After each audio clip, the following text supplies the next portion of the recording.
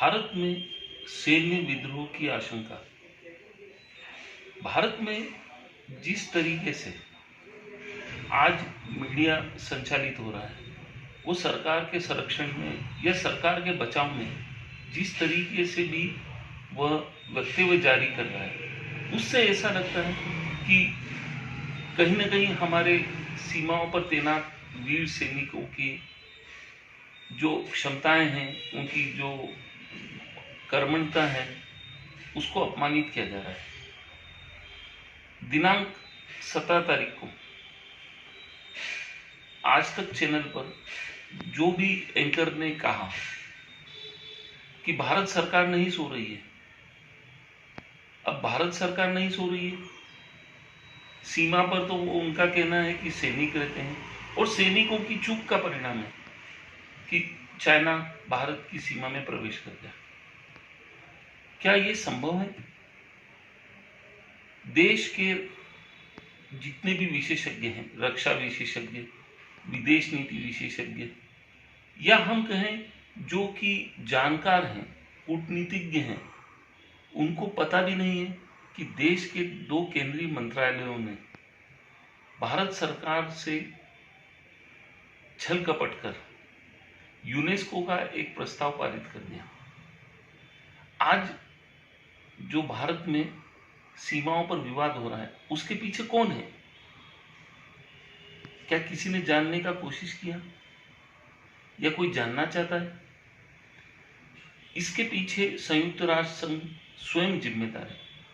संयुक्त राष्ट्र संघ की संस्था यूनेस्को, जो कि विश्व धरोहर सूची बनाती है, जो कि इतिहास से रिलेटेड, प्राचीन इतिहास से रिलेटेड विश्व धरोहर जो है उसको सूची में समाहित करती है, उसको विश्वविख्यात बनाती है।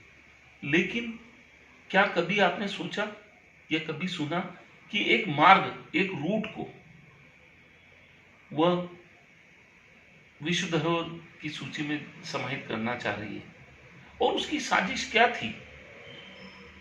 आज कैलाश मानसरोवर चाइना के कब्जे में। जब संयुक्त राष्ट्र संघ की संस्था यूनेस्को को मालूम है कि भारत का जो सनातनी शिव परंपरा है, यह जो कैलाश मानसरोवर है वो चाइना में, तो उसने क्यों जानबूझकर सीमा विवाद को खड़ा किया, रूट को आधार बनाकर?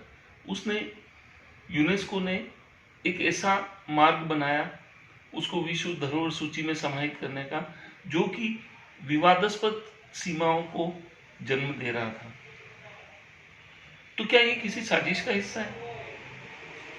चाइना और नेपाल जो पुराने रूट था उसको सीमा मानता था, आज यूनेस्को ने जो नया रूट माना, जो नया रूट प्रस्ताव दिया, और उसको भारत ने भी स्वीकार किया, चाइना ने भी स्वीकार किया और नेपाल ने भी स्वीकार किया, उस रूट से, उस प्रस्ताव से सीमा विवाद खड़ा हो गया।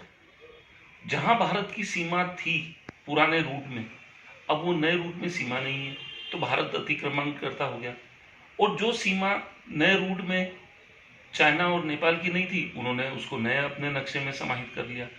नेपाल ने तो बहुत ही गैर जिम्मेदाराना व्यवहार पेश किया, उसने तो नए नक्शे को अपनी संसद में पारित करवा दिया। क्या ये प्रस्ताव भारत के 2 केंद्रीय मंत्रालय ने छुपाकर किया, प्रस्ताव पारित किया?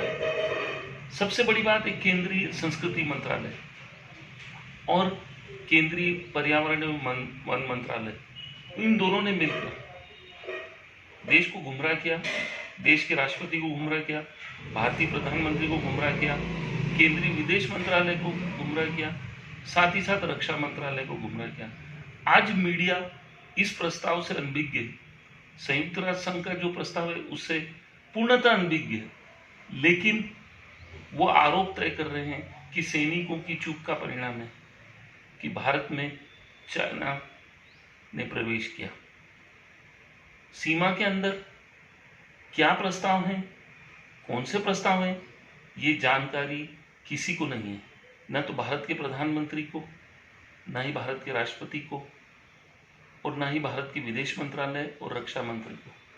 आज इन सबको अनभिज्ञता के दर्शाते हुए देश के दो केंद्रीय मंत्रालय ने भारतीय सैनिकों को सीमाओं पर मरने पर मजबूर कर दिया।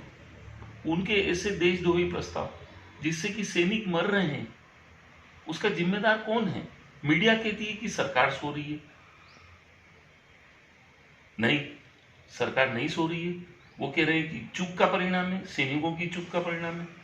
तो किसको सही माने? मीडिया को सही माने कि प्रस्ताव को सही माने?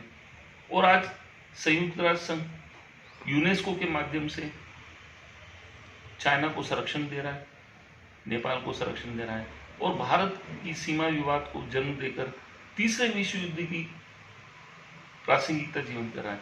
आज भारत में अगर इसी प्रकार से मीडिया आरोप लगाता रहा सैनिकों पर, तो भारत में सैन्य क्रांति अवश्य जीवंत हो रही है और हो सक जाएगी।